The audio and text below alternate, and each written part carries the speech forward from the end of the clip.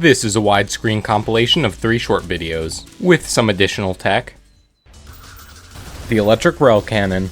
Railcannons have a shared 16-second cooldown. The cooldown is shown in the HUD, and the alt fire zooms in. The electric Railcannon's primary fire is an 8 damage electric beam with infinite pierce. The electricity can cause conduction aftershocks, meaning more electricity will chain and zap between enemies if it hits something conductive, such as enemies with nails or magnets in them, or a pool of water. It will deal 50 self-damage if the player is in the water that the Railcannon is shot in. It increases damage by 2 on the first coin it hits, then by 1 for every coin after.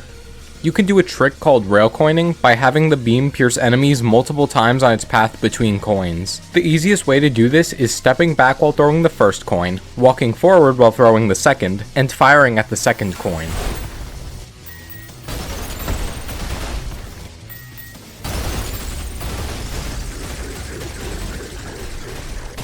You can further increase damage by punching the coins shot or throwing more coins in during the attack, or best of all, shoot the second coin while punching the first coin and throw in some more coins right after for an ultra ricochet times 8. Don't forget that Minos was also at full health before I did that. Link in description to a really helpful tutorial by some other guy. Also click it if you just want to watch him do it while the game is running at full speed. The Screwdriver Railcannon. The Screwdriver's primary fires a drill that deals 3 damage upon hitting, and pierces through enemies it will kill on contact. I forgot to mention this when I was recording, but hitting an enemy will reduce the initial damage of the drill. But the way it reduces in damage is kinda weird, so if anyone in the comments would like to explain, please do. Thanks in advance. Once hitting a stronger enemy, it will stick in them and deal 7.25 damage over the course of 7.5 seconds. Punching an enemy with the feedbacker that has the drill in them will let you parry the drill, dealing what remains of the 7.25 damage, adding an additional 5 damage, sending the drill forward, and resetting the 7.5 second lifespan of the drill. This means if you have 2 large enemies, you can keep sending the drill between them as long as you can keep punching it. Damage from the drill will have increased bleeding radius. It can be attached to enemies that are sanded or blessed, though they still won't bleed. Drills can conduct electricity like a rocket or coin can, but being attached to an electrocuted enemy will not start an aftershock like nails or magnets can. The Malicious Railcannon.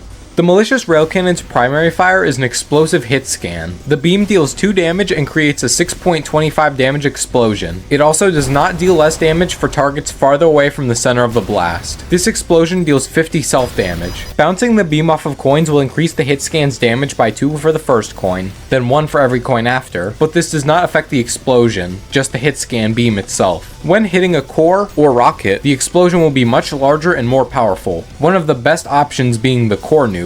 A core hit by the Malicious Railcannon will create a 13.25 damage explosion. The high knockback can be good for launching yourself by shooting explosives, but at a high cost of health. Hey, thanks for watching. Please like and subscribe. I will be re-uploading this video with additional information if there is an alternate version that gets released.